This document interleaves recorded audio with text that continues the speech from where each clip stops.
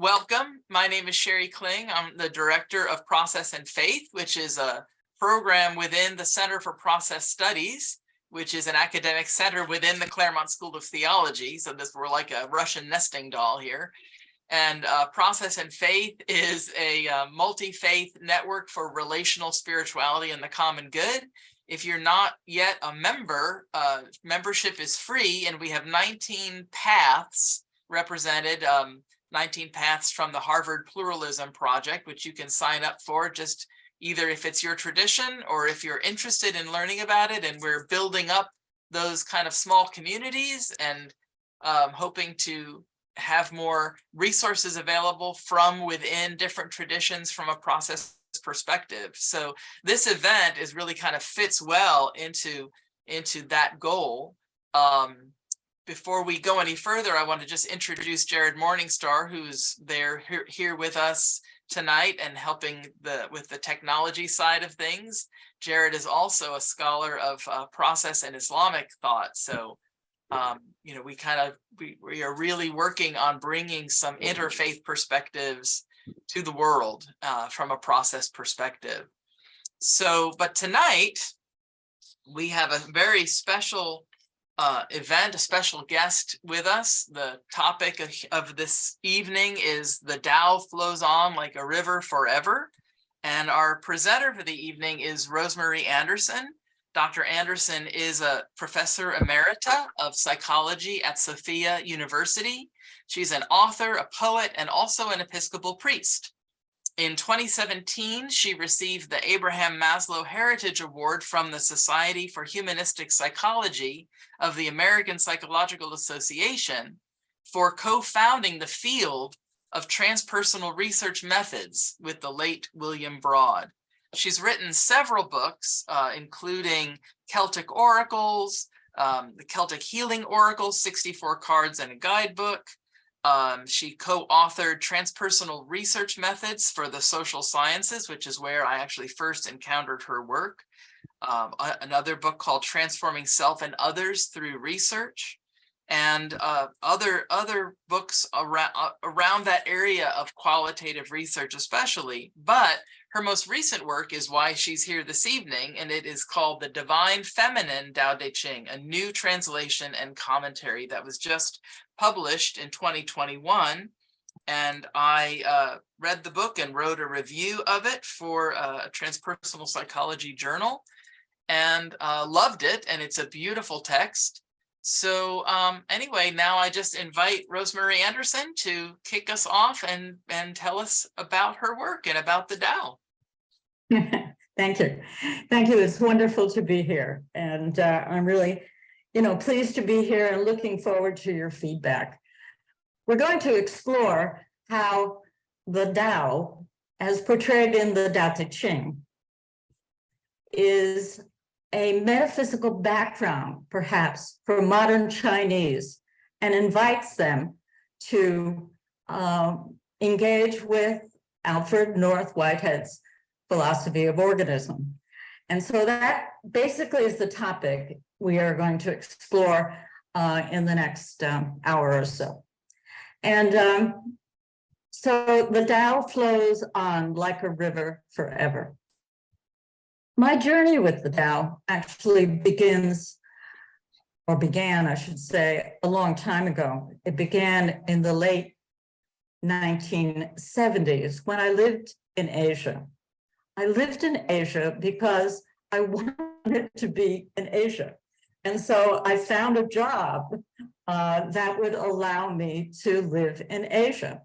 And so what happened is that I joined the University of Maryland Asian division. I didn't want to go to the European division. I wanted to go to the Asian division because Asia was what was calling me and attracting me. And I knew with globalization in the wind, if I didn't get to Asia soon, everything would look like where I grew up in New Jersey, and that's how the world is starting to look in a way. So I lived in Asia and I taught for the University of Maryland Asian Division, which meant that I had military students in my classes, both graduate and undergraduate. But I lived outside the military base. I lived on the economy, as it was called, and I loved Asia. It was just a wonderful place for me to be. And the late 70s was a perfect time for me to be there anyway. I also traveled extensively on academic breaks. So I got to go to China in one summer. Let's see, that would have been 1978. I got to go to China. And I also traveled, extensively in Chinese locales, like Singapore, where there are a lot of Chinese people, and the Philippines, where there are a lot of Chinese people. So what happened is that when I got there, I realized that if I didn't learn to read basic Chinese, I wouldn't be able to travel on my own. Essentially, I needed to be able to read the signage. At that particular time, there was very little that was transliterated into Roman letters, except maybe in downtown Tokyo or at an international airport. But everywhere else, I had to learn basic Chinese, even to find the ladies' room, so to speak. The first Chinese character, two characters that I learned, were the characters that mean Tokyo. And Tokyo in Chinese is two characters. In Japan, they use the Chinese characters, and it means literally East City. So to get on the right train, I had to learn how to read and identify the signage that was Tokyo. And so that was a very important part of my experience in the 2.5 years I spent in Asia, was to travel Chinese, and I fell in love with the Chinese language and the etymology of Chinese characters, and also Chinese calligraphy. The wonderful things about Chinese is that even if you were at a subway stop and looking at the advertisement, reading Chinese characters is a bit like watching a video. You go from one character to another, and it's not like Roman languages at all, or Western languages. It's really very different because it's in pictures, it's in pictograms. And then when I retired, I figured, I had time on my hands. It seems like that's not true anymore, but initially when I retired, I had time on my hands, and I decided to translate the Tao Te Ching, at least to start, to see if it were possible. And it was so much fun. I had such a good time. And what's important about my translation and how it differs from others is that I came to the conclusion that the Tao is feminine, because the primary words used for describing the Tao are mother, virgin, and womb of creation. That's not the topic of this, presentation, of course, but I need to tell you that so that it doesn't confuse you when we go to the poems, because we're going to be going through poems which seem to me, that I have chosen, that seem to me to relate to process philosophy. And the other thing, the reason I translated the Tao Te Ching is that I'm not all that attracted to philosophy in a certain way. I'm more attracted to poetry as pointing to the divine. And that may be because my mother loved Emily Dickinson, and Emily Dickinson was all over my house as a child, and other transcendental poets like Whitman and so on. And for me, poetry points to the ineffable that is very, very difficult to say in words. And so by pointing to the inevitable, poetry allows you to fill in all the gaps. And that's why translating the Tao Te Ching, which took me 2 years, over 2 years actually, was such an important spiritual experience. And finally, I'd like to, the other reason I translated the Tao Te Ching is that I'm old enough to qualify as one of the old ranters and teachers around the fires at night in ancient China. So that's all those things are essential to why I took on this amazing project. It was way too big, but once I was into it, I was into it. So here's a copy of, a picture of the copy of the image of the book. It was published by Inner Traditions in 2021. So I want to talk a little bit about the background of the Tao Te Ching, who wrote it, and so on, before we go into talking about the poems themselves. What you're looking at are two manuscript of pages. They're just pages from the Tao Te Ching. The first one is a silk manuscript written with ink on silk, and the second one is bamboo slips. And they would be rolled up and put into a manuscript in ancient times. And they were unearthed in China. What's interesting about all these discoveries is that, we may find older and older manuscripts. These are the two oldest manuscripts we know of now. The Gideon one, which is on your visual right, and the Mao Zedong one, which is on your left. And so these manuscripts are very old. However, the Tao Te Ching is far older than the dates at the bottom, 206 BCE or 300 BCE. It is at least into the 5th century BCE, and linguistic analysis actually shows that the Tao Te Ching could go back as far as the 11th century BCE. That's old. That's old. This could be the oldest living tradition within China, because the oral tradition preceded the writing down. Everybody agrees about that. Lao Tzu, that the person usually given acknowledgement for writing the Tao Te Ching, his name, Lao Tzu, simply means old master. And old master as a title is just a title. It may not have been his name at all. Probably wasn't his name.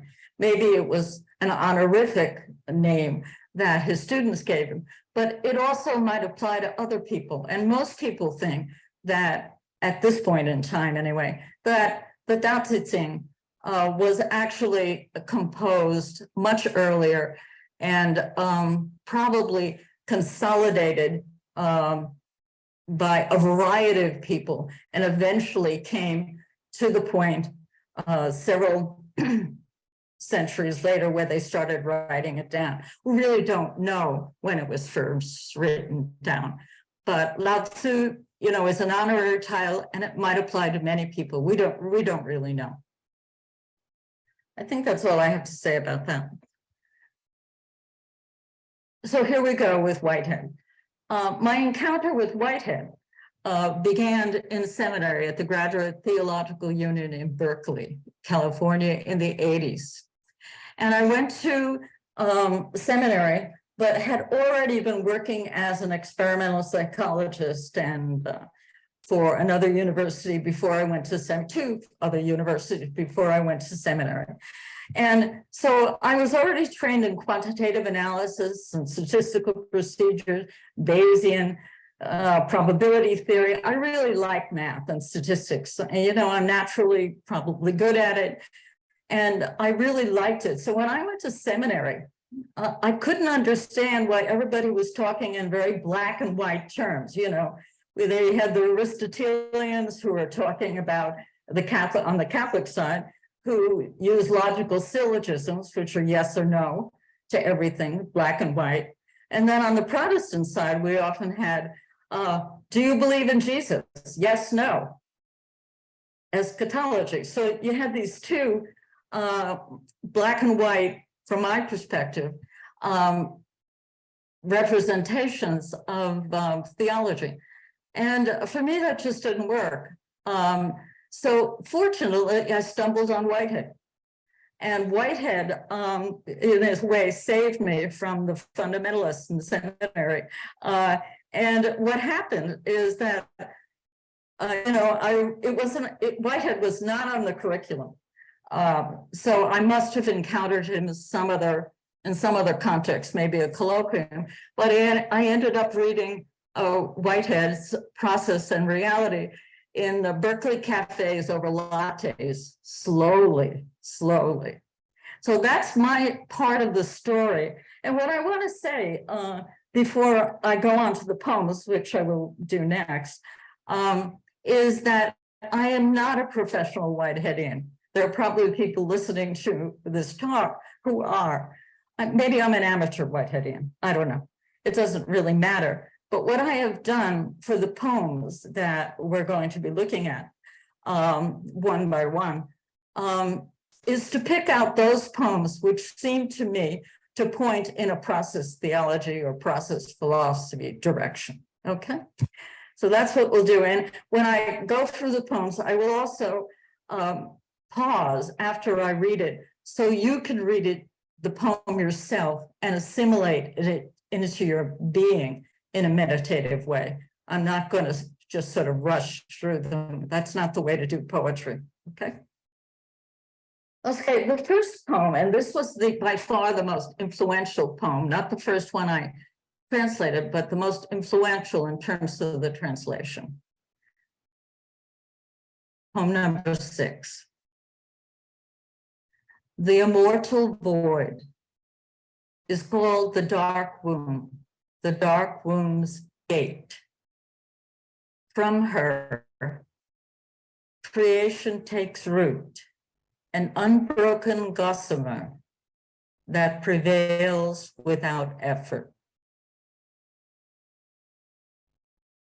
So the immortal void is the context in which all things arise, and that it actually means the void is the character for a covered valley that never dies, the covered valley that never dies. That's the etymology. That immortal void is called the dark womb, the dark womb's gate.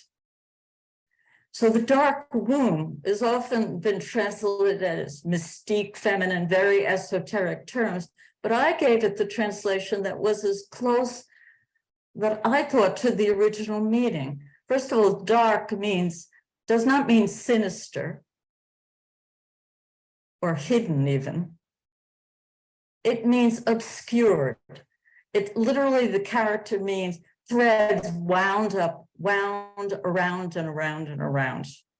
So it becomes dark in the sense of obscure. And literally the word is womb in poem number 6. And then it's repeated, the dark womb's gate. So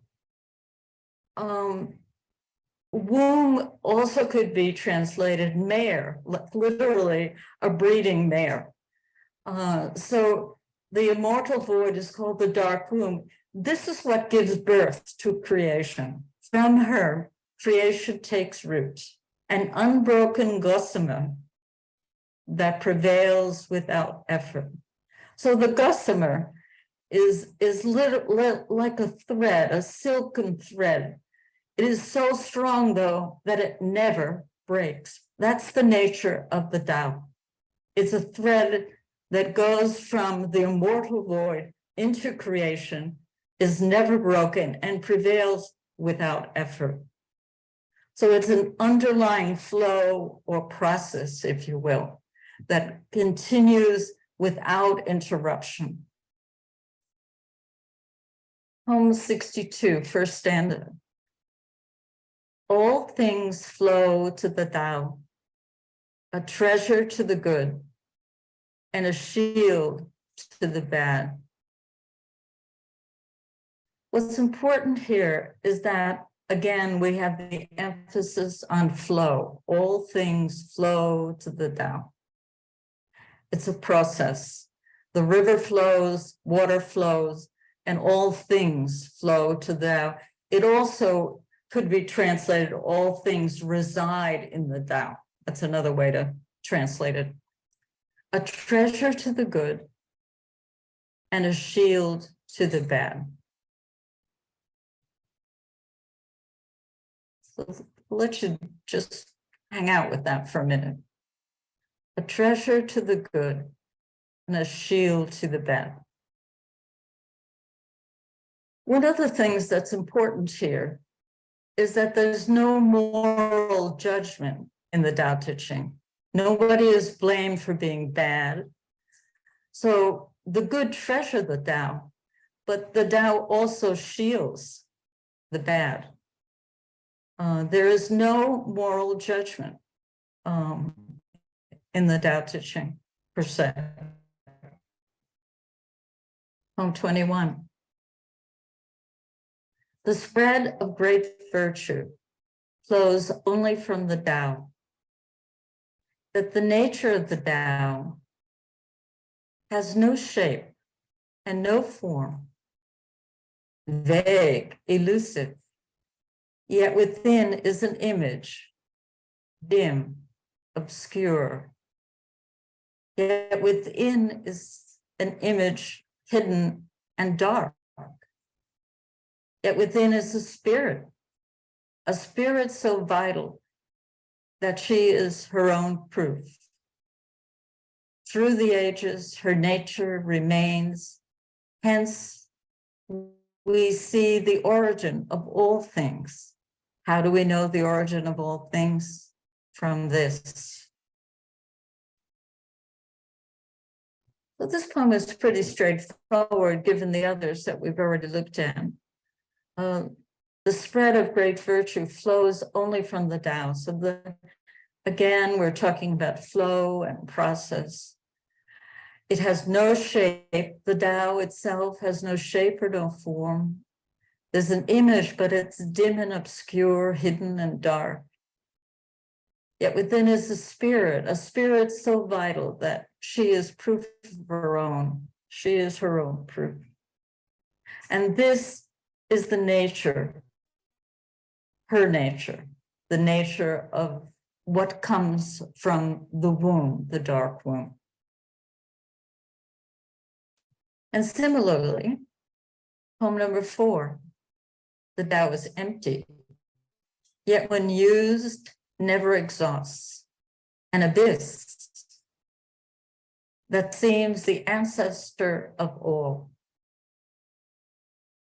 She softens our edges, loosens our entanglements, tempers our light, merges with ordinariness. So still, she seems ever present. We do not know whose child this is. She seems to have existed before creation. So again, this is similar to the first poem, poem 6 that I showed you, poem 6. The Tao is empty. The Tao is a void, but never exhausts, an abyss that never exhausts, who seems the ancestor of all, the origin of all things.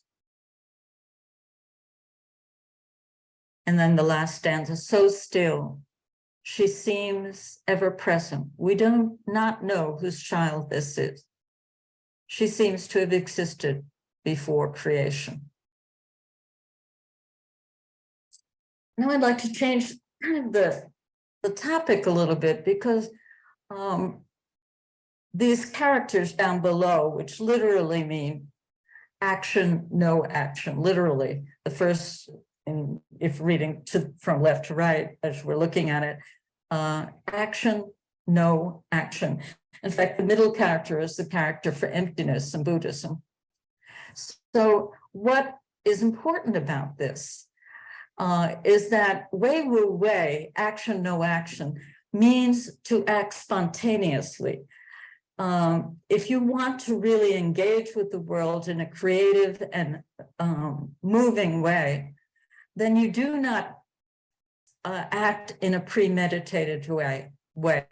One acts spontaneously. And this is how novelty and creativity emerge in the world.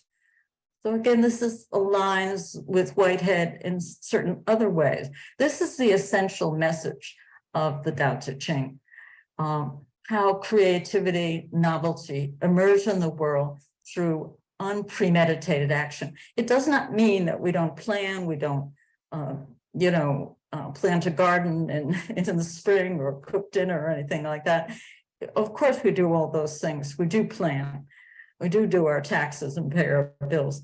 But when we are involved in creative acts on a very small scale or a very large scale, it's all about entertaining the novelty of unpremeditated action. Now I'm going to show you some poems that relate specifically to that. Poem 48. To seek knowledge is to gain every day. To hear the Tao is to lose day after day.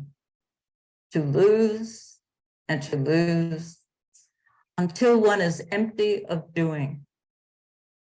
Wei Wu Wei means nothing not done. To control the world is to be empty of doing. Those who are busy doing cannot control the world. So to seek knowledge is to gain every day. That's what most of us had been taught to do. To seek knowledge is to acquire gain. But to acquire the Tao is to lose every day. You become simpler and simpler and simpler, to lose and to lose until one is empty of doing. Wei Wu Wei means nothing not done. So the more spiritually evolved one is from the point of view of the Tao Te Ching, one is always acting in an unanticipated and spontaneous way. And if you do that, nothing is not done. Try it. It's not easy to stay on that particular path, but it is a spiritual path that's important to articulate. To control the world is to be empty of doing. Those who are busy doing cannot control the world.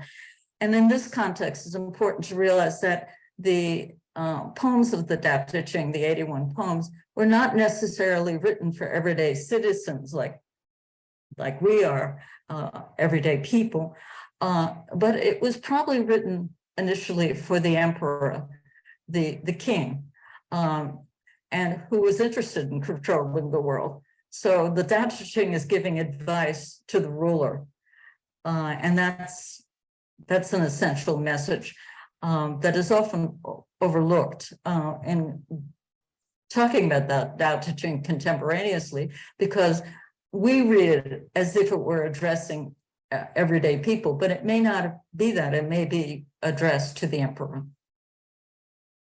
That doesn't mean we can't enjoy it, of course.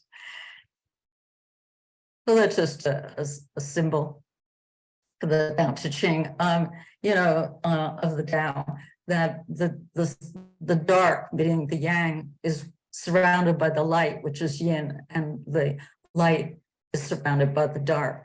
It's all about being within one another, that everything is in balance. Poem 43. The world's most tender thing surpasses the world's hardest thing. What has no existence enters where no space is. From this, we know that in acting we gain, not acting we gain, a wordless teaching, an effortless increase. Few in the world realize this. So this is the poem that helps us move to water. And I'm going to pause now because I forgot.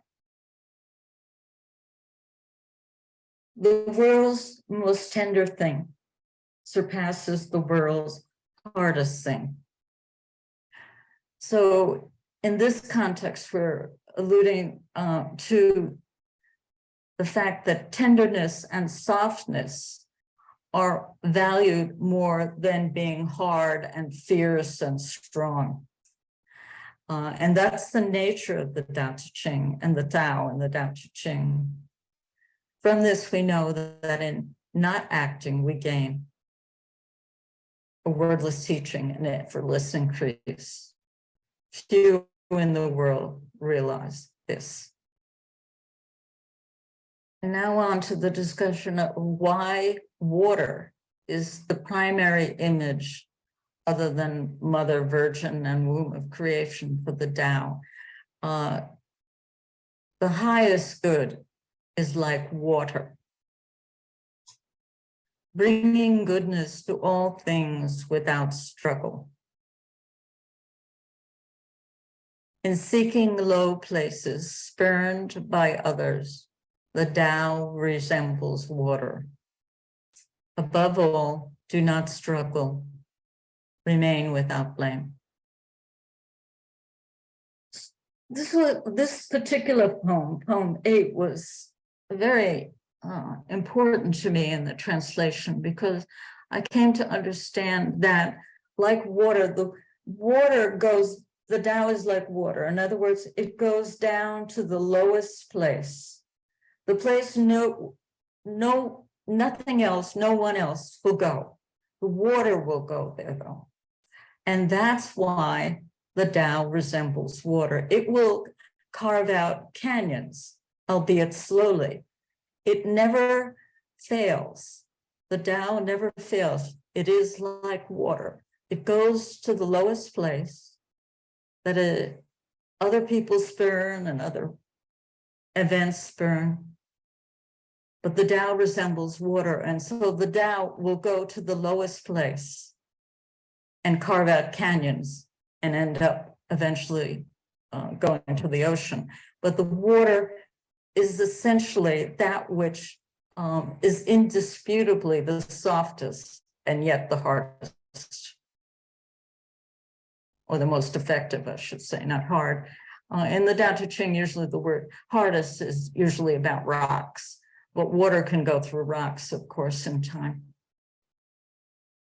Poem number 78 is akin to the one we just read, of course. Nothing in the world is softer or weaker than water. Yes, against the hard and the strong, nothing can compare or replace it. The soft overcomes the hard. The weak overcomes the strong. Everyone knows this, yet nobody can follow it. Thus the wise say, those who suffer a country's disgrace are called the masters of the earth and grain. Those who suffer a country's sorrow are called the rulers of the world. True words can sound like riddles. So briefly, nothing in the world is softer or weaker than water. Again, it's the same as I described before. The heart is usually thought of as rocks, but water is stronger and can penetrate rocks. Nothing can compare with it. And then the last stanza, I should say the last stanza before the final line. Thus, the wise say, those who suffer a country's disgrace are called masters of the earth and grain, and those who suffer a country's sorrow are called the rulers of the world. In Chinese, the word for ruler literally is a vertical line that connects the horizontal line at the top, goes through a middle horizontal line, and then connects with a lower horizontal line. The emperor is the one, and that's literally the character for emperor, ruler. So a ruler connects the heaven and the earth. And that's why if the ruler suffers a country's sorrow, he is truly a great ruler. This is very important to understanding the Chinese way of thinking in general. Probably help us understand why China today is the way it is. And poem number 79 is actually the poem that was the hardest poem for me to translate, because I couldn't believe I was reading it. What it said. And I'll just read it through, pause, and then try to describe it to you and why it was difficult for me. When a great hatred is reconciled, usually hatred lingers. How can this be good?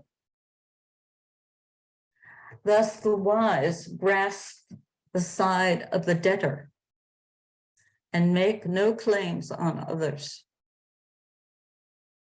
The virtuous manage the accounts, and those without virtue insist on payment. The Tao of heaven is without favorites, yet always aligns with the good. Basically, it is hard for me to understand how this could work in everyday life, which is what the Tao is about. If the wise are going to take the side of the debtor, and nobody's, people aren't managing the accounts, or others are insisting on payment, but the wise make no claims on other. This is essentially a profound understanding of forgiveness, greater than anything I've ever read anywhere else, quite honestly. That one makes no claims on others. And what one relies on ultimately is the final stanza of this poem. The Tao of heaven is without favorites, yet always aligns with the good. So the Tao of heaven, the Tao, is without favorites. It doesn't, has no moral judgment about the good and the bad, or the virtuous or the unvirtuous. Yet ultimately, it always aligns with the good, which is, of course, reminiscent of various things that Whitehead has said, at least from my perspective. Always aligns with the good, that there is always novelty moving forward into the future that aligns with good and for increased complexity and creativity and novelty. And finally, my last poem is very simple and to the point. When heaven and earth unite, sweet dew falls. No one gives an order, yet harmony descends to everyone. I don't see any reason to explain that. It's pretty obvious to me. Harmony descends to everyone when heaven and earth unite. Thank you. Done. I appreciate your time, your energy, and I look forward to your comments and questions.